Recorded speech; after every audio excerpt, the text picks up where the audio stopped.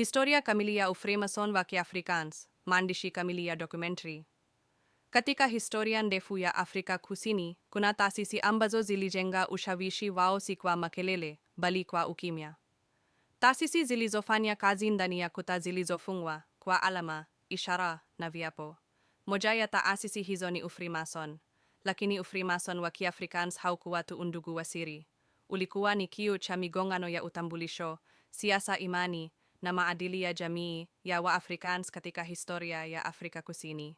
Mwanzo wa Ufrimason katika rasi ya Kape. Ufrimason uliingia Afrika Kusini katika karne ya 18 kupitia kampuni ya Kiholanzi ya Mashariki maarufu kama VOC. Kampuni hii haikuwa tu chombo cha biashara, bali pia chombo cha utawala wa kikoloni. Mnamo mwaka 1772, loji ya kwanza ya Ufrimason ilianzishwa mjini Cape Town kwa jina de Guide Hoop. Wanachama wake walikuwa maafisa wa Kiholanzi, wanajeshi, madaktari na wafanyabiashara.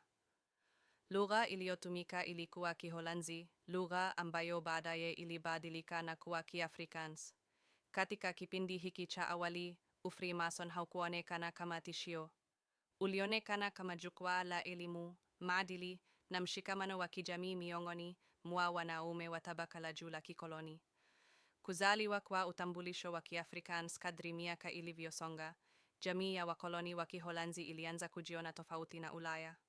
Lugha ilibadilika, desturi zikabadilika, na utambulisho mpya ukaanza kuchipua. Huu ndio ulikuwa mwanzo wa kile kilichoitwa baadaye jamii ya Waafrikaans.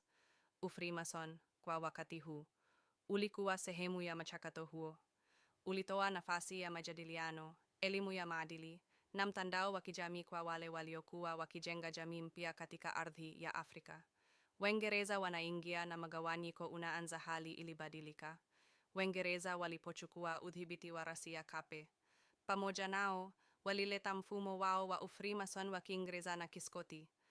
Loji mpya zilianzishwa na ushawishi wa Kiingereza ukaongezeka. Kwa Waafrikaans wengi, Ufrimason ulianza kuonekana kama chombo cha utawala wa kigeni. Ingawa ulihubiri undugu wa wanadamu wote, uhalisia wa kisiasa uliufanya uonekane kama sehemu ya himaya ya Waingereza. Hapa ndipo magawanyiko wa kimya kimya ulipoanza kujitokeza ndani ya Ufrimason wenyewe. Great Trek na kujitenga kwa Waafrikaans. Katika karne ya 19, Waafrikaans wengi walifanya uhamaji mkubwa uliokuja kujulikana kama Great Trek. Waliondoka chini ya utawala wa Waingereza wakitafuta uhuru na mamlaka yao wenyewe. Katika mazingira haya, mashirika ya siri kama Ufrimason yalianza kuangaliwa kwa mashaka. Waafrikaans waliokuwa wakijenga jamhuri zao walitaka taasisi zilizo wazi, za kitaifa na zenye utii kwa jamii yao.